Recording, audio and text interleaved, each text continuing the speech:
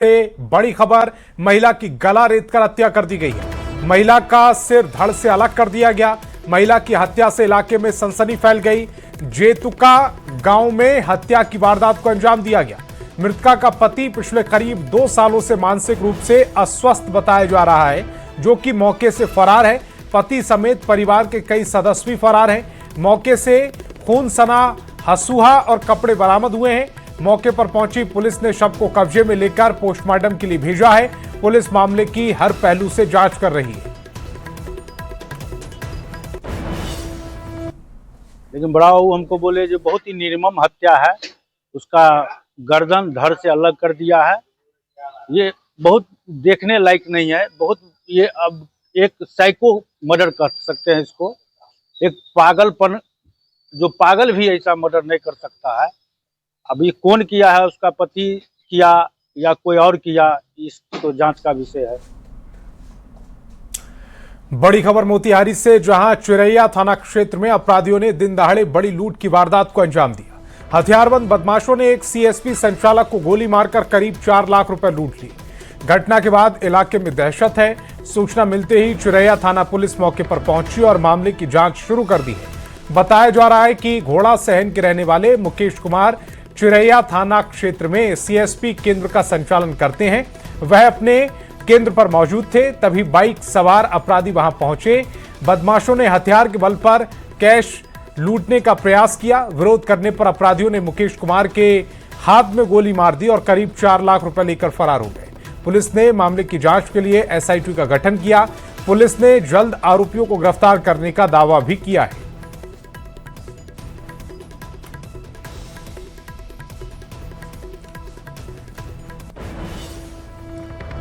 अब बड़ी खबर जमुई से है, जहां डायल 112 की पुलिस और ग्रामीणों के बीच झड़प का वीडियो वायरल हो रहा है। वायरल वीडियो में देखा जा सकता है कि ग्रामीण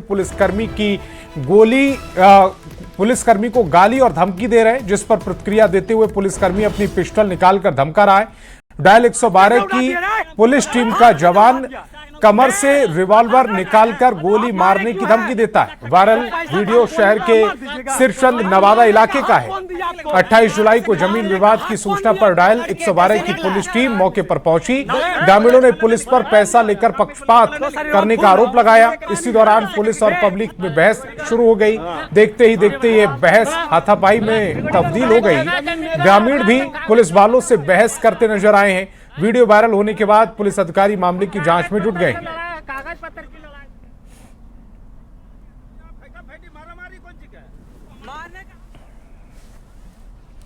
खबर सीवान से है, जहां सीवान के सरपंच विनोद की हत्या की गुत्थी सुलझाना पुलिस के लिए चुनौती बन गया।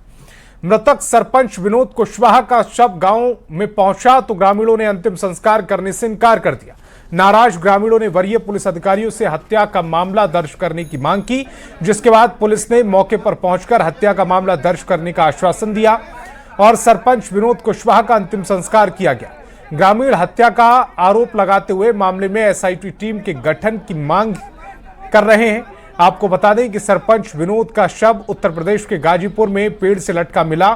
फिलहाल पुलिस मामले की जांच में जुटी हुई है। जब तक एसपी साहब नहीं आते हैं, ग्रामीणों का मांग है कि एसपी साहब नहीं आते हैं, एसआईटी का गठन नहीं होता है, तब तक बड़हरिया थाना के भरोसे हम शव का अंतिम संस्कार नहीं करेंगे। खबर मुंगेर से है, जहां कोर्ट ने 4 साल पुराने दहेज हत्या मामले में बड़ा फैसला सुनाया। कोर्ट ने आरोपी पति संजीत कुमार को आजीवन कारावास की सजा सुनाई। कोर्ट ने आरोपी पर 25,000 रुपए का जुर्माना भी लगाया। मामला धरहरा थाना क्षेत्र के मानगढ़ गांव का है, जहां 27 जून 2021 को दहेज की मांग को लेकर खुशबू देवी पर केरोसिन तेल डालकर आग लगा दी गई। इलाज के दौरान 1 जुलाई 2021 को खुशबू देवी की मौत हो गई। मृतका के बयान और अन्य सबूतों के आधार पर कोर्ट ने आरोपी को दोषी ठहराया। पत्नी खुशबू कुमारी की हत्या केरोसिन तेल से जलाकर करने के आरोप में मृतका खुशबू कुमारी के पति संजीत कुमार ग्राम मानगढ़, थाना धरहरा, जिला मुंगेर को धारा 304 बी भाडावी में आजीवन कारावास की सजा। इस पर हम बहुत खुश हैं कि जज साहब ने बहुत अच्छा न्याय दिए हैं आजीवन कारावास का, और ये 4 साल का मेहनत जो था मेरा रंग लाया है। इसमें हम जज साहब और हमारे वकील साहब का बहुत बहुत शुक्रगुजार हैं, जो कि काफी लगन से मेहनत किए तो उसका परिणाम आज सब। खबर सीवान से, जहां पुलिस ने ऑनलाइन लोगों को दोस्ती के जाल में फंसाकर ब्लैकमेल करने वाले गिरोह का खुलासा किया। धरौंदा थाना पुलिस ने 4 आरोपियों को गिरफ्तार किया है। आरोपी पहले ऑनलाइन लोगों से दोस्ती करते थे, फिर उन्हें मिलने के बहाने बुलाकर अश्लील वीडियो और फोटोज बनाते थे। इसके बाद वीडियो वायरल करने और परिजनों को भेजने की धमकी देकर मोटी रकम की उगाही करते थे। पुलिस के मुताबिक कई लोग इस गिरोह का शिकार हो चुके हैं। गिरफ्तार आरोपियों से पूछताछ की जा रही है।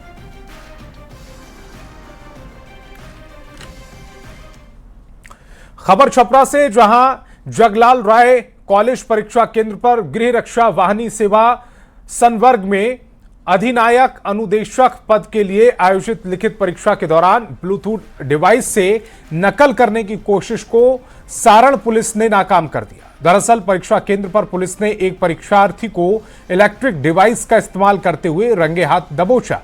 मामले की जांच के बाद इसमें 2 युवकों की संलिप्तता भी सामने आई, जिसके बाद पुलिस ने कार्रवाई करते हुए तीनों आरोपियों को गिरफ्तार कर लिया। पुलिस ने उनके पास से मामला दर्ज कर आगे की कानूनी कार्रवाई शुरू कर दी।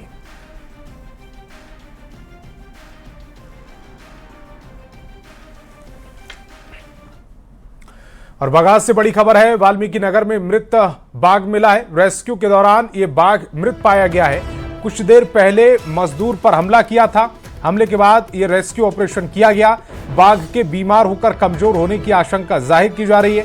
वन विभाग के अधिकारियों के साथ एक्सपर्ट फिलहाल पहुंचे हुए। तस्वीर आपकी टेलीविजन स्क्रीन पर है। बगहा से तस्वीर, जहां पर एक बाघ रेस्क्यू के दौरान मृत मिला है। बताया जा रहा है कि कुछ देर पहले इसने किसी पर हमला किया और उसके बाद जब रेस्क्यू किया गया तो ये जो बाघ है वो कमजोर होकर मृत होने की आशंका जाहिर की जा रही है।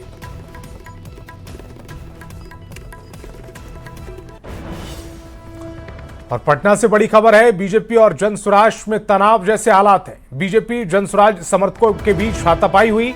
एएन कॉलेज के पास जमकर मारपीट हुई है। मौके पर पुलिस ने मोर्चा संभाला है। तनाव के बाद पुलिस स्थिति को संभाल रही है। बांकीपुर उपचुनाव के बाद यह तनाव बढ़ गया है। पटना से बड़ी खबर है, बीजेपी और जनसुराज से जुड़ी हुई ये बड़ी खबर और एक्सक्लूसिव तस्वीरें आपकी टेलीविजन स्क्रीन पर। ये जो लोग नजर आ रहे हैं वो बीजेपी और जनसुराज पार्टी के समर्थक बताए जा रहे हैं, जिनके बीच हाथापाई की खबर आ रही है। एएन कॉलेज के बाहर ये जमकर मारपीट की खबर मिल रही है। तस्वीरें देख लीजिए। एएन कॉलेज वहां है जहां पर ईवीएम को रखा गया है सुरक्षित, और उसके बाहर किस तरह से ये हाथापाई जैसी नौबत आ चुकी है। बवाल कितना बढ़ गया है उसका अंदाजा इन तस्वीरों से लगाइए। तस्वीरों में आप देख भी सकते हैं हाथापाई। इन तस्वीरों में कैसे समर्थक आपस में भिड़ गए। तनाव के बाद हालांकि पुलिस ने स्थिति को संभाला है। बांकीपुर उपचुनाव के बाद यह तनाव अब और गहराता जा रहा है।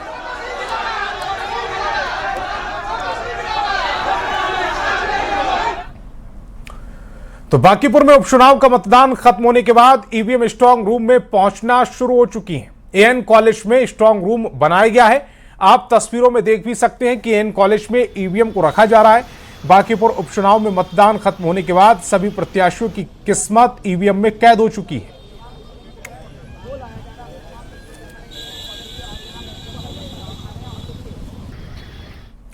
राज्यसभा में लोक परीक्षा संशोधन बिल 2026 पर चर्चा करते हुए जेडीयू के राष्ट्रीय कार्यकारी अध्यक्ष संजय झा ने अपनी बात रखी। संजय झा ने कहा है कि विधेयक केवल प्रश्न पत्र लीक रोकने का नहीं, बल्कि देश के करोड़ों युवाओं के भविष्य और मेहनत की रक्षा का कानून है। उन्होंने कहा कि जब कोई प्रश्न पत्र लीक होता है तब केवल परीक्षा की गोपनीयता भंग नहीं होती, व्यवस्था के प्रति विश्वास भी आहत होता है। संजय झा ने कहा कि परीक्षा माफिया तकनीक, धन और संगठित नेटवर्क के सहारे युवाओं के भविष्य से खिलवाड़ कर रहे हैं। ऐसे अपराधों के खिलाफ प्रभावी कानूनी व्यवस्था खड़ी करना संसद की जिम्मेदारी है और यह विधेयक उसी दिशा में महत्वपूर्ण कदम है। माननीय उपसभापति महोदय, मैं इस विधेयक का समर्थन करने के लिए खड़ा हुआ। मेरे लिए यह केवल प्रश्न पत्र लीक रोकने का विधेयक नहीं है। यह भारत के करोड़ों युवाओं के विश्वास, उनकी आकांक्षाओं और हमारी लोकतांत्रिक संस्थाओं की ट्रस्ट से जुड़ा हुआ विषय है। हमारे देश का कोई भी विद्यार्थी जब किसी प्रतियोगी परीक्षा में बैठता है तो वह केवल प्रश्नों के उत्तर नहीं लिख रहा होता, उसके पीछे वर्षों की मेहनत, माता पिता का त्याग, परिवार की उम्मीदें और एक सपना जुड़ा होता है। और इस देश में उसकी पहचान उसकी प्रतिभा और परिश्रम से होगी, किसी सिफारिश या छल कपट से नहीं। इसलिए जब कोई प्रश्न पत्र लीक होता है तब केवल परीक्षा की गोपनीयता भंग नहीं होती, बल्कि व्यवस्था के प्रति विश्वास भी आहत होता है।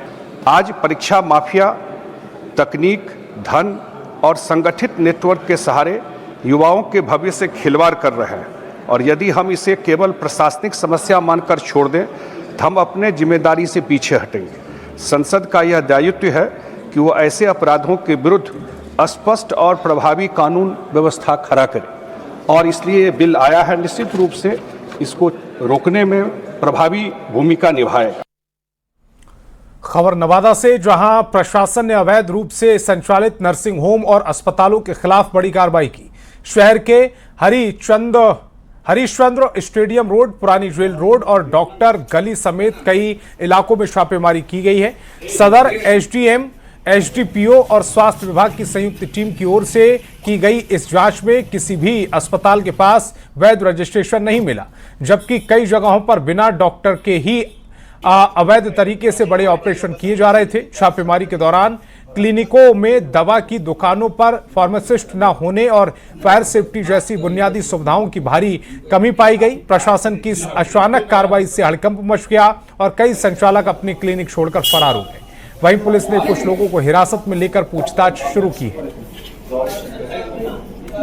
इसमें के आलोक में हम लोगों की टीम बनाई गई थी, जिसमें मैं एसडीपीओ, MOIC, वीडियो सदर और सिविल सर्जन यहाँ पे आए थे। तो यहाँ पे एक अवैध रूप से बिना लाइसेंस के एक आरोग्यम नर्सिंग होम संचालित पाया गया और एक भी डॉक्टर यहाँ मौजूद नहीं थे, जबकि पेशेंट यहाँ पे 3 हम लोगों ने देखा है। तो प्रथम दृष्टया यहाँ पे सारे मानक जो हम लोगों ने पाया है कि वो उसका पालन नहीं हो रहा है, और बाकी जो अग्रेतर कार्रवाई है वो सिविल सर्जन के माध्यम से FIR वगैरह करने की कार्रवाई की गई। अभी फिलहाल एक बार जो यहाँ के मैनेजर हैं उनको डिटेन करने के लिए कहा गया है, ताकि आगे फिर और पूछताछ की जा सके। खबर वैशाली से, जहां जिलाधिकारी वर्षा सिंह प्राकृतिक खेती को बढ़ावा देने और किसानों का हौसला बढ़ाने के लिए खशबत्ता गांव के एक किसान के खेत में पहुंची। इस दौरान उन्होंने खुद खेत में उतरकर धान रोपा, साथ ही कृषि कार्यों का निरीक्षण किया। डीएम ने किसानों से बातचीत कर उनकी समस्याओं और प्राकृतिक खेती के अनुभव की जानकारी ली।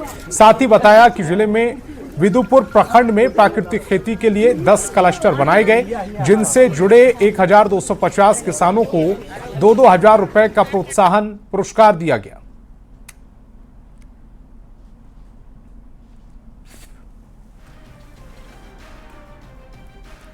और अब खबर दरभंगा से, जहां धार्मिक पर्यटन को बढ़ावा देने के लिए IRCTC भारत गौरव पर्यटन ट्रेन शुरू की जा रही।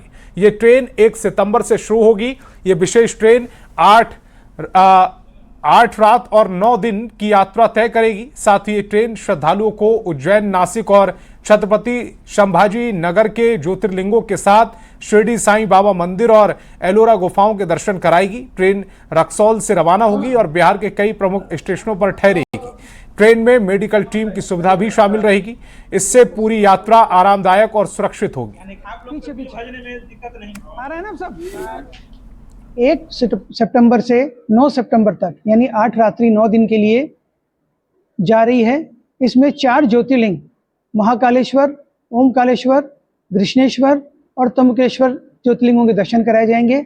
साथ ही शिरडी में साईं बाबा के दर्शन भी करवाए जाएंगे और इसके अलावा एलोरा गुफाओं का अवलोकन भी कराया जाएगा। खबर जहानाबाद से, जहां मखदुमपुर प्रखंड के प्रसिद्ध बाबा सिद्धेश्वर नाथ धाम में श्रावणी मेले का शुभारंभ हो गया। 30 जुलाई से शुरू हुआ ये भव्य मेला 28 अगस्त 2026 तक चलेगा। मेले का उद्घाटन जिले के प्रभारी मंत्री जमा खान और मंत्री प्रमोद चंद्रवंशी ने संयुक्त रूप से किया। इस दौरान श्रद्धालुओं की सुरक्षा और सुविधाओं के लिए प्रशासन की ओर से व्यापक इंतजाम किए गए, जिसमें अतिरिक्त पुलिस बल की तैनाती, सीसीटीवी निगरानी, मेडिकल कैंप और पेयजल जैसी तमाम व्यवस्थाएं शामिल हैं। ये है, हम लोगों ने adequate police and magistrate deployment कर दिया गया है। उन लोग पूरा वायरलेस सेट के साथ रहेंगे।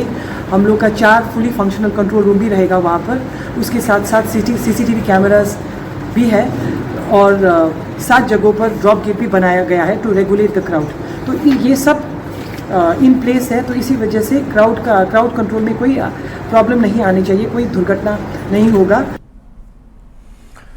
खबर बांका से, जहां कटोरिया में 1 महीना तक चलने वाले प्रसिद्ध श्रावणी मेले का उद्घाटन राज्य के 4 मंत्रियों ने किया। इस दौरान मंत्रियों विधायकों ने जिला प्रशासन द्वारा की गई तैयारियों की जमकर सराहना की। कार्यक्रम को संबोधित करते हुए ग्रामीण विकास मंत्री श्रवण कुमार ने कहा कि देश विदेश से आने वाले लाखों श्रद्धालु कच्ची कांवरिया मार्ग से गुजरते हैं, इसीलिए उनके लिए हर संभव बुनियादी सुविधाएं और 16 पंचायतों में विशेष साफ सफाई के इंतजाम किए गए हैं। वहीं प्रभारी मंत्री दिलीप जायसवाल ने भी कांवड़ियों को हर सुविधा उपलब्ध कराने की बात कही। उद्घाटन समारोह में शिक्षा मंत्री मिथिलेश तिवारी, पीएचडी मंत्री संजय सिंह और जनप्रतिनिधि मौजूद रहे। डीडी सर से अनुरोध की माननीय विधायक के साथ सुगमता के साथ सभी प्रकार की सुविधाएं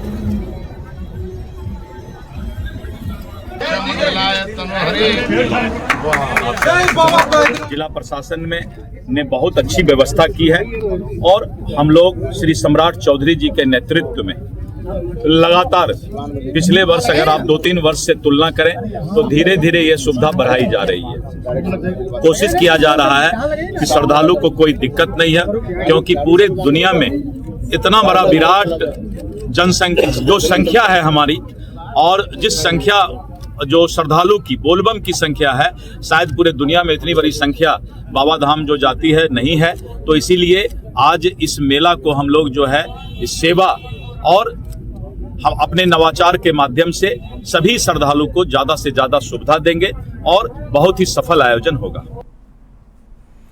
समाज में लड़कियों की सुरक्षा, सम्मान और कानून के प्रति जागरूकता बढ़ाने के लिए बिहार पुलिस ने विशेष अभियान शुरू किया। ऑपरेशन विधिक पालक युवक और अभ्यता ब्रिगेड के तहत सीआईडी की टीम स्कूलों और कॉलेज में पहुंचकर जागरूकता फैला रही है। छात्र छात्राओं को कानून, उनके अधिकार और जिम्मेदारियों की जानकारी दी जा रही है। देखिए संवाददाता अमित कुमार की खास रिपोर्ट। हमारे पीछे ये जो टीम देख रहे हैं, ये सीआईडी की और इनके जिम्मे जो है वो काम है बच्चों को समाज के प्रति जागरूक करना, कैसे लड़कियों का जो है महिलाओं का इज्जत किया जाना है, कानून का अनुपालन कैसे करना है, इसकी शिक्षा ये तमाम लोग जो है वो दे रहे हैं। आज इनकी टीम जो है बीडी पब्लिक स्कूल पहुंची थी और यहाँ पे बच्चों को इन्होंने बताया है, समझाया है। सबसे पहले डीएसपी साहब हैं, हक साहब, सर आप लोग अब स्कूल में जा रहे हैं, एक कार्यक्रम चला रहे हैं, मोटिव क्या है इसका? इसका मोटिव ये है कि समाज में लड़कियों को सुरक्षित रखने में लड़कों का सहयोग लिया जाए। लड़कियों को तो जानकारी होनी ही चाहिए कि कानून क्या और उन्हें पुलिस कैसे सहयोग कर सकती है वक्त आने पे, लेकिन लड़कों के अंदर भी ये जानकारी होनी चाहिए कि अगर वो किसी भी तरह की गलती करते हैं तो उसका इम्पैक्ट उनके जीवन में क्या होता है। और इसीलिए ऑपरेशन विधि पालक युवक लोगो रखा गया है इसका, ताकि युवकों में इस बात की जानकारी हो कि अगर वो गलतियां करते हैं तो इसका क्या नुकसान उनके जीवन में आ सकता है। मैम आप सबसे ज़्यादा रूबरू होती होंगी, रोज़ शिकायतें आती है आपके पास, जैसा आपने चर्चा भी कर रहा था। ये जो अभ्या ब्रिगेड है इसका मोटिव क्या है और कैसे लड़कियों को आप लोग महफूज करेंगी?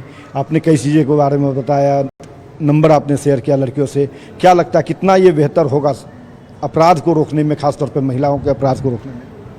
जो बात लड़कियां अगर उनको कोई दिक्कत होती थी, परेशानी स्कूल कॉलेज कोचिंग क्लासेस या मार्केट पार्क वगैरह आने जाने में, और वो डर से शर्म से थाने हर कोई नहीं आ सकता था, नहीं अपने पेरेंट्स को भी शेयर करेंगे, तो ये अभ्या दीदी के माध्यम से वो इस चीज़ को बहुत सहजता से अपनी बातों को रख सकते हैं और इनके परेशानियों को हम दूर कर सकते हैं। मैम जो चीज़ें अवेयर को लेकर के यहाँ पे सरकार के द्वारा किया जा रहा है, खासतौर पे पुलिस विभाग जो है वो एक्टिव हुआ है, नहीं लगता है कि ये चीज़ें जो है पाठ्यक्रम में शामिल होनी चाहिए? एक सामाजिक दायित्व का जो पाठ है वो पाठ्यक्रम में होना चाहिए।